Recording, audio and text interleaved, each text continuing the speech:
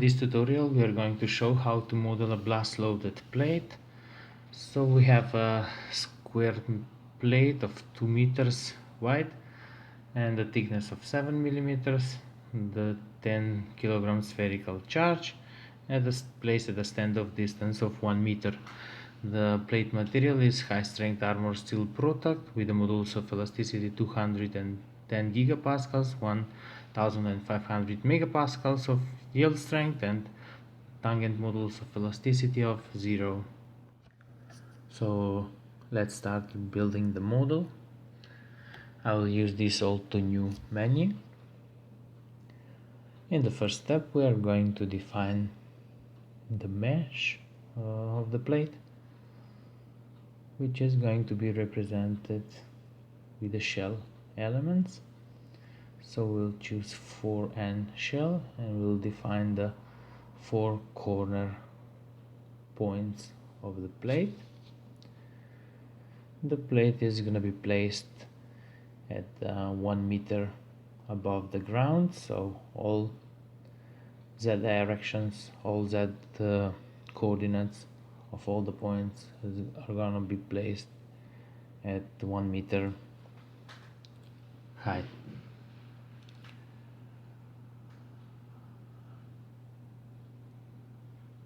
We'll also define, let's say, 25 elements along each direction of the plate, and the name plate, you can say create, accept, and done. So the mesh of the plate is now defined. Here 1/4 symmetry will be used. So in the next step we are going to define the appropriate boundary conditions.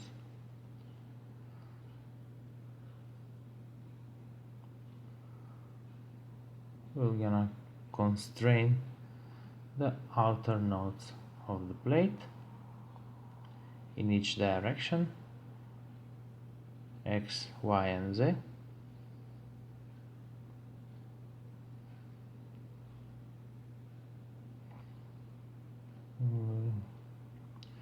We need to first choose the area and then to select those outer elements of the plate, apply, and then select the elements in the plane symmetry in X direction, and then in Y direction. So the boundary conditions representing the 1/4 symmetry of the plate are now defined. And in the next step we are going to define the material parameters. We're gonna choose here materials. We're gonna choose plastic kinematic material model, and we will enter the data we defined at the beginning, so the density of the steel and the modulus of elasticity. It's a little mistake here, it should be 210 gigapascals, and the yield strength to 1500 megapascals. Accept, done. In the next step we are going to define the section and the element formulation for the shell elements. So shell will use the default element formulation of 2, and we'll define the thickness to be 7 millimeters. So we are using meters, and we'll increase the number of integration points to 3. Accept, and then done. Now we are going to assign all this, the material and the section we are going to define to assign them to the plate. So we choose for section ID and the material we defined for the plate. Accept, and done. So we defined everything about the plate. Now we're going to define the loading, blast loading with the ConWep function.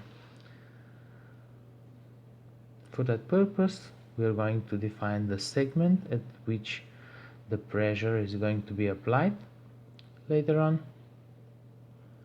So all the plate is selected.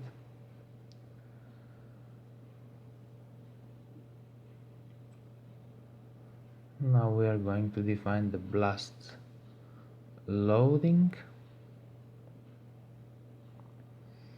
load blast enhanced, new ID. We said that the 10 kilos of TNT we're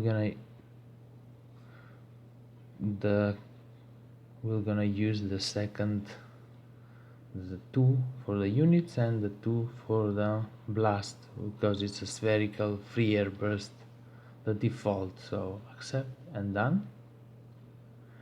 And now we have to connect those two things in one card, so that's a blast segment set.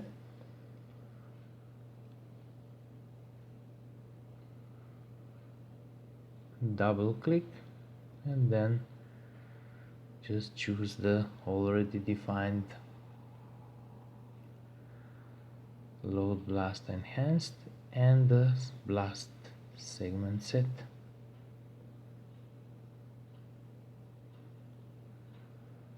Accept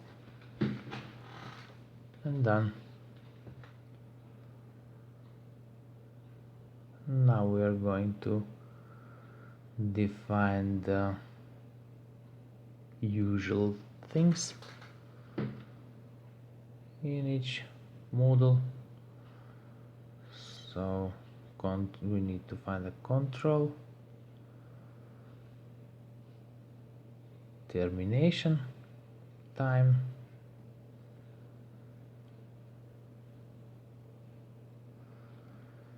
termination time is gonna be 4 milliseconds.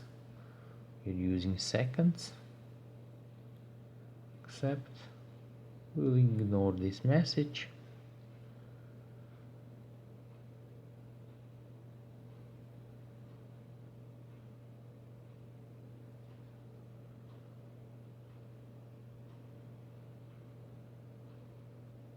And the next thing, we are going to define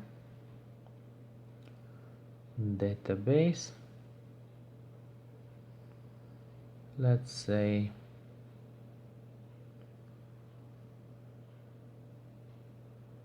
ASCII option. We'll define at first the time interval between the outputs, and then we can select, let's say, if you like to see the reaction forces, so we can check the SPC force. Accept.